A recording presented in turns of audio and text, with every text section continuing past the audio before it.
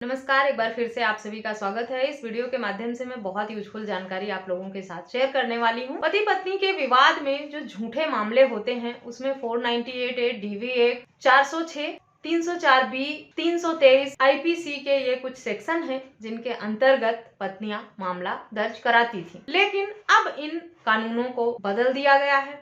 अब नया कानून आ गया है। आईपीसी को बदलकर भारतीय न्याय संहिता का नाम दिया गया है और ये सारे सेक्शंस बदलकर इनकी जगह पर कौन सा सेक्शन अब काम करेगा और उसमें क्या बदलाव किया गया है, क्या सजा और फाइन बढ़ाई गई है या किसी अन्य तरह के बदलाव किए गए हैं, वो इस वीडियो के माध्यम से जानेंगे। जैसा कि हम सब जानते हैं कि पति पत्नी के बीच में जैसे विवाद होता है तो पत्नियां ये दो सेक्शन लगाना बिल्कुल नहीं भूलती हैं। पहला आईपीसी 498 ए और दूसरा 125 सीआरपीसी का या फिर डीवी एक्ट में एप्लीकेशन लगाकर मेंटेनेंस की मांग करना बहुत आम बात हो गई है।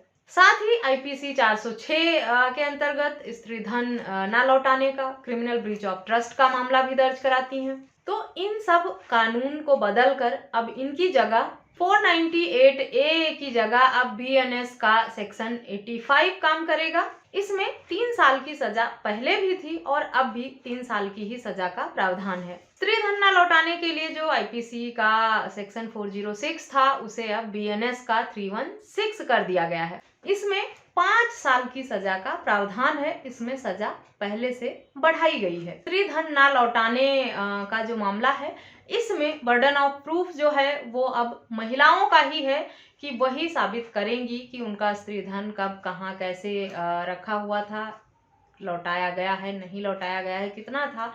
इसकी रिस्पॉन्सिबिलिटी भी अब महिला की ही होगी और इतना आसान नहीं होगा अब क्रिमिनल ब्रीच ऑफ ट्रस्ट का मामला दर्ज कराना। मारपीट के लिए जो आईपीसी का 323 लगता था उसे अब बीएनएस के सेक्शन 115 में दर्ज कराया जाएगा। इसमें 1 साल की सजा का प्रावधान या फिर फाइन भी लगाया जा सकता है। गर्भपात होने पर महिला आरोप लगा देती थी कि गर्भपात होने की वजह ससुराल वाले हैं, इन्होंने मारा, गर्भपात हो गया, इन्होंने मेंटल प्रेशर दिया, इन्होंने हमें गलत दवाइयां खिला दी, अलग अलग तरीके के आरोप लगाकर गर्भपात जबरन कराने का भी आरोप ससुराल वालों पर महिलाएं लगाती थी। अब 313 की जगह बीएनएस के सेक्शन 89 के अंतर्गत ये मामला दर्ज किया जाएगा जिसमें अब आजीवन कारावास तक की सजा का प्रावधान है।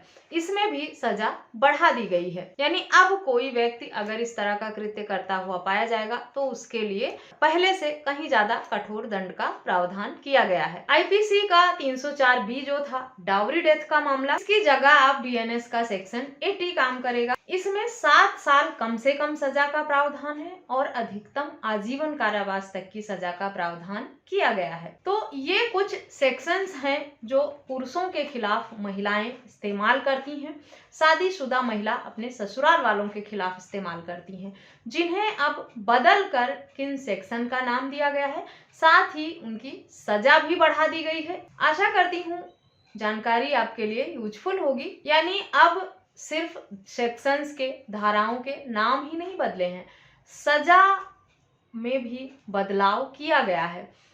अब जो अपराधी हैं, अपराध करने वाले हैं, उन्हें पहले से कहीं ज्यादा सजा और जुर्माने से दंडित किया जाएगा। लेकिन इन्वेस्टिगेशन का तरीका जो है पुलिस के, उसमें भी काफी बदलाव किया गया है। सुनवाई करके कोर्ट प्रोसीडिंग में भी अब जल्द फैसला लाने का प्रावधान किया गया है। कुल मिलाकर की मामले में बदलाव के साथ साथ फायदे और नुकसान दोनों होने वाले हैं। जो गुनहगार हैं उन्हें अब पहले से कहीं ज्यादा सजा मिलेगी मामलों में, और जो बेगुनाह हैं उन्हें तो जल्द सुनवाई करके फैसला मिल जाएगा। सालों साल तक कोर्ट के चक्कर नहीं लगाने पड़ेंगे। साथ ही कोर्ट प्रोसीडिंग में भी बदलाव हुआ है। पुलिस को भी अब 90 दिनों के अंदर ही इन्वेस्टिगेशन करके चार्जशीट लगानी होगी, तभी तो जल्द फैसला होकर मामले को निपटाया जाएगा। तो जो लोग सच में महिलाओं को प्रताड़ित, परेशान करते थे, उनके साथ अत्याचार करते थे, उन्हें अब सावधान रहने की जरूरत है, डरने की जरूरत है, क्योंकि अब आपकी जो सज़ा 1 साल की थी वो 3 साल हो गई है, 3 साल की सज़ा 5 साल और 7 साल में बदल गई है और जो 7 साल तक की सज़ा थी उसे बढ़ाकर आजीवन कारावास तक का कर दिया गया है कुछ मामलों में, सभी मामलों में नहीं। इस वीडियो के माध्यम से मैंने बताया है कि किन सेक्शन में किस तरह का बदलाव किया गया है। वीडियो को सुनने के बाद या किसी अन्य टॉपिक पर अगर आप कोई और जानकारी चाहते हैं या आपके कुछ सवाल हैं तो आप मुझे ईमेल, व्हाट्सएप या कमेंट करके जरूर बताएं। मुझसे संपर्क के सभी माध्यम आपको वीडियो के डिस्क्रिप्शन बॉक्स से मिल जाएंगे, वहां से आप मुझे संपर्क कर सकते हैं।